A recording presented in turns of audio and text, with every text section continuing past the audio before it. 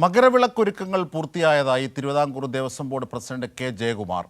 ശബരിമലയിൽ ഈ മാസം 12 വരെ 51 ലക്ഷത്തിലധികം പേരാണ് ദർശനം നടത്തിയത്. സുജു ടി ബാബു വിവരങ്ങളുമായി ചേരുകയാണ്. Suju T Babu, K Jayakumar Devaswom board president, Thiruvithamkoor Devaswom board president പറഞ്ഞതുപോലെ വലിയ അർത്ഥത്തിലുള്ള ഒരു ഭക്തരുടെ തിരക്കും അത് വളരെ സമഗ്രമായി ഒരു ബുദ്ധിമുട്ടുമില്ലാതെ അവരുടെ ദർശനങ്ങൾ പൂർത്തിയാക്കി നീങ്ങുന്ന ഒരുക്കങ്ങളാണ് ഇതുവരെ നാം കണ്ടത്. എന്തൊക്കെയാണ് ഇനി തുടങ്ങുന്ന മകരവിളക്ക് മഹോത്സവത്തിൻ്റെ വിവരങ്ങൾ, ഒരുക്കങ്ങൾ, മറ്റു വിശദാംശങ്ങൾ?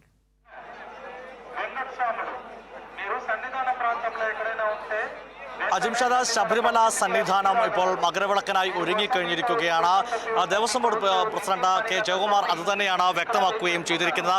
ഏറ്റവും പ്രധാനപ്പെട്ടത് ഈ മണ്ഡല മകരവിളക്കിനായി നട തുറന്ന ശേഷം 1.5 കോടിയിലധികം ആളുകൾ, അതായത് 51 ലക്ഷത്തിലധികം പേരാണ് ദർശനം നടത്തിയിരിക്കുന്നത്. 429 കോടി രൂപയുടെ വരുമാനവും ദേവസ്വം ബോർഡിന് ലഭിച്ചിരിക്കുന്നു എന്നത് ഒരു പ്രധാനപ്പെട്ട കാര്യം തന്നെയാണ്.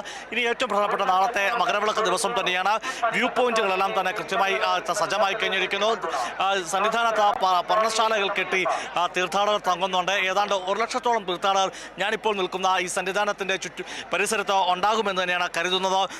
മറ്റൊരു പ്രധാനപ്പെട്ട കാര്യം, ഫെബ്രുവരി 6-ന് ഈ വർഷത്തെ അവലോകന യോഗവും അതിനോടൊപ്പം തന്നെ വിലയിരുത്തലും നടത്തും. അടുത്ത വർഷത്തേക്കുള്ള ഒരുക്കങ്ങളും ചർച്ച ചെയ്യാൻ വേണ്ടിയാണ് ഈ ഫെബ്രുവരി 6-ന് യോഗം വിളിച്ചു ചേർക്കുന്നത്. മാത്രമല്ല, ദേവസ്വം ബോർഡിൽ സമഗ്രമായ പരിഷ്കരണങ്ങളും നടപ്പാക്കുന്ന കൂടിയാണ് കെ ജയകുമാർ ഇന്ന് നടത്തിയ വാർത്താ സമ്മേളനത്തിൽ പറഞ്ഞിരിക്കുക. പ്രത്യേകിച്ച് സ്പോൺസർമാർ ശബരിമലയിൽ തേടിയെത്തുകയല്ല, അല്ലെങ്കിൽ സ്പോൺസർമാരുടെ ഇഷ്ടാനുസരണമല്ല ശബരിമലയിൽ കാര്യങ്ങൾ നടത്തുക. ഇനി ദേവസ്വം ബോർഡിന് ആവശ്യമുണ്ടെങ്കിൽ മാത്രം സ്പോൺസർമാരെ കണ്ടെത്തും, അതിനനുസരിച്ച് കാര്യങ്ങൾ നടത്തും. അതുപോലെ തീർത്ഥാടകർക്ക് സുഗമമായി ദർശനം നടത്താനുള്ള എല്ലാ സംവിധാനങ്ങളും ഒരുക്കും. അങ്ങനെ തുടങ്ങിയ വിപുലമായ പരിഷ്കാരങ്ങൾ നടപ്പാക്കുന്നു.